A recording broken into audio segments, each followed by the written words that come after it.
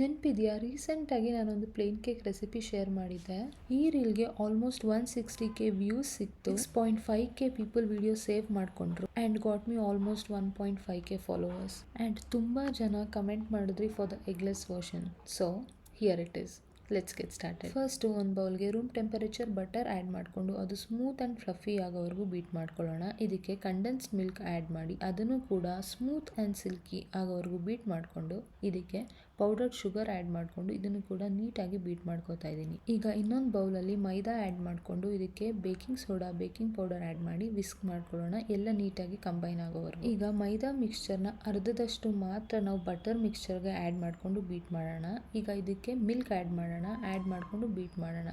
ಇದೇ ಥರ ಮೈದಾ ಮತ್ತು ಮಿಲ್ಕ್ನ ಆಲ್ಟರ್ನೇಟ್ ಮಾಡಿಕೊಂಡು ಸ್ವಲ್ಪ ಸ್ವಲ್ಪ ಆ್ಯಡ್ ಮಾಡಿಕೊಂಡು ಬೀಟ್ ಮಾಡೋಣ. ಎಲ್ಲ ಕಂಪ್ಲೀಟ್ಲಿ ಮಿಕ್ಸ್ ಆಗಬೇಕು.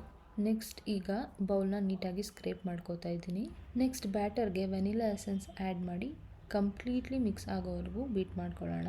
And that's it, batter ready ಇದೆ. ಈಗ ಲೈನ್ ಕಪ್ ಕೇಕ್ ಟಿನ್ಗೆ ಬ್ಯಾಟರ್ನ ಆ್ಯಡ್ ಮಾಡಿಕೊಂಡು 170 ಡಿಗ್ರಿ ಸೆಲ್ಸಿಯಸಲ್ಲಿ up to 30 to 35 minutes bake ಮಾಡಿದ್ರೆ eggless vanilla pound cake is ready. Detailed recipe is in the caption.